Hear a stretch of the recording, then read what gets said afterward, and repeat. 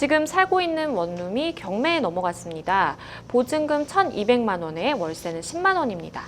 원룸뿐만 아니라 건물 전체가 경매에 넘어갔다고 합니다. 올해 7월 말까지가 계약 기간이고 2020년 7월 말에 전입신고와 확정일자를 받았습니다.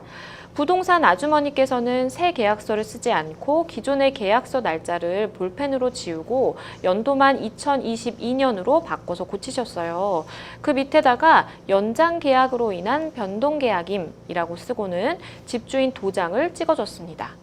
새 계약서를 안 써도 되냐니까 집주인이랑 이야기가 된 거라고 했었는데 경매에 넘어갔다는 소식을 듣고 배당 신청서 임대차 기간을 이번에 연장한 날짜인 2021년 7월부터로 적으니까 2020년 7월로 다시 고치시더라고요. 부동산 아주머니께 전화해서 물어보니까 전입신고 날짜하고 지금 거주하고 있는지 이게 가장 중요하다고 하는데 정말 이렇게 계약서를 써도 되는 건가요? 이런 계약서로도 배당에 문제는 없는 걸까요?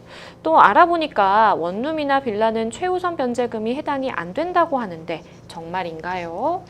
일단 좀 걱정되는 부분이 많으실 것 같아요. 이렇게 집이 살고 계신데 이제 경매에 넘어갔다고 하니까 많은 부분들이 좀 궁금하실 텐데 변호사님은 이 사연 좀 어떻게 보셨나요? 저도 계속 느끼는 거지만 서민들은 정말 부동산과 수십 년간 전쟁을 해왔다고 해도 과언이 아닌 것 같습니다. 네. 부동산 사기로 인해서 평생 모은 재산을 날리는 경우들도 그쵸. 있고요.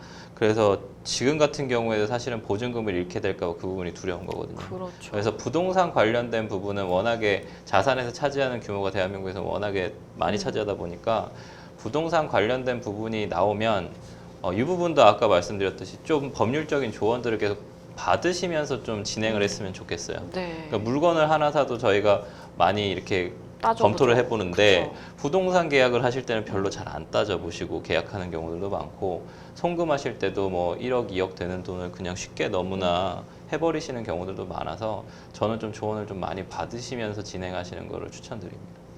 네, 일단은 좀 상담자분께서 법률적으로 궁금하신 질문들을 남겨주셨는데 하나하나 좀 짚어보겠습니다. 일단 가장 불안하신 게 정말 이렇게 계약서를 써도 되는 건가? 라고 좀 궁금하신 것 같아요. 계약 연장이 되는데 새로운 계약서를 쓰지 않고 이렇게 볼펜으로 긋고 날짜 바꾸고 뭐 도장 찍고 뭐 이렇게 하는 거 아무 문제가 없을까요?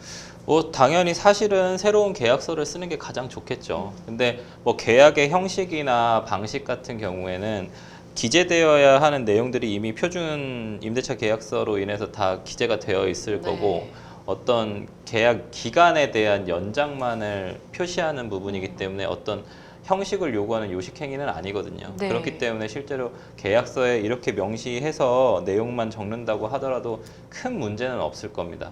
그리고 어떤 문제가 생겼을 때 그래도 이 부분은 이게 변동 계약이다라는 부분에 대해서 표시를 한 거기 때문에 그쵸. 나중에 법적 분쟁이 발생을 했을 때도 어느 정도 증거로서 의미는 있을 거예요. 그래서 그런 부분에 있어서는 괜찮긴 하겠지만 아까 좀 되게 궁금해하신 부분이 이게 2021년 7월에서 2020년 7월로 변경된 부분에 대해서 이제 문제가 없느냐라고 물었는데 그 계약 기간 한마디로 배당을 요구할 때는 당연히 대항력이나 확정일자 부분이 있기 때문에 대항력 부분을 생각하시면 최초 계약이 앞으로 당겨지는 건 괜찮아요. 네. 근데 이제 뒤로 예를 들어 2020년이 2022년이나 2021년부터 내가 계약을 해서 살았다라는 부분은 불리해질 수 있기 때문에 그쵸. 지금 같은 상황에서는 2020년 7월로 앞당겨진 거기 때문에 별 문제는 없을 것 같거든요. 네. 그렇기 때문에 그래도 계약서를 새로 쓰는 게 가장 좋긴 하겠죠. 물론 어느 경우에는 임차인이 계약서를 새로 작성하는 게 또 불리할 수도 있어요. 뭐 임대차 보호법 관련된 부분이 있어서 실제로 갱신을 얼만큼 할 수 있느냐에 대한 부분 때문에 그런 것도 좀 따져는 봐야겠지만 지금 상황에서는 큰 문제는 없어 보인다라는 말씀을 드립니다. 일단은 상담자분께서 이렇게 경매에 넘어갔다는 소식을 듣고 배당 신청서를 작성을 했다 뭐 이런 말씀도 해주셨는데 배당 신청을 할 때 우리가 좀 꼭 알아야 되는 것들이 있다면 어떤 게 있을까요? 사실은 임차인 입장에서는 경매로 넘어갔을 때는 그렇게 큰 걱정을 하진 않아도 돼요. 대항력 가진 임차인 같은 경우에는 경매를 통해서 새로운 소유자인 예전에는 이제 경락인이라고 부르지만 요즘에는 이제 매수인으로 모두 통칭 변경됐습니다. 근데 매수인이 경락받은 그 부동산에 살고 있는 임차인이 있으면 그 임차인들의 보증금이나 모든 것들을 다 인수해야 되는 인수 조건이기 때문에 네. 실제로는 그렇죠. 실제로는 임차인들이 배당 요구를 하실 필요는 없어요. 근데 이제 배당 요구를 할 수 있는 임차인들이 있죠. 그래서 배당을 받고 돈을 먼저 받으려고 하는 사람들이 있는데 예를 들어서 임차 보증금이 1억인데 그 중에서 5천만 원 만약에 배당을 받으셨다면 나머지 잔금인 5천만 원 가지고도 대항력을 또 행사할 수 있습니다. 그렇기 때문에 그 말인즉슨 새로운 매수인이 5천만 원을 줄 때까지 나가시지 않으셔도 되고 실제로 임차 기간이 있는 뭐 임차 기간을 2년으로 했다고 하면 2년이 모두 다 채워질 때까지 거주하실 수 있는 그런 권리도 있으신 거고. 근데 이제 제일 걱정하셔야 되는 부분은 처음에 이제 계약하실 때 근저당권이 언제 설정됐는지 내가 그쵸. 대항력이 발생하는지 이 부분은 좀 검토를 좀 하시면서 계약을 하셔야 됩니다.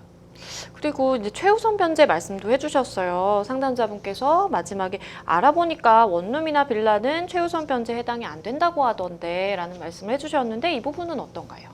원룸하고 다 되죠. 뭐 그 부분에 대해서는 특별히 걱정을 안 하셔도 주거니까 주거 형태니까 상관이 없는데 네. 최우선 변제금이 계속 변하고 주택임대차보호법이 그쵸. 계속 변경되면서 계속 금액이 변동되고 있으니까 자신의 보증금이 최우선 변제 금액에 해당되는지 부분은 체크를 하시면서 계약을 하셔야 될 것 같아요.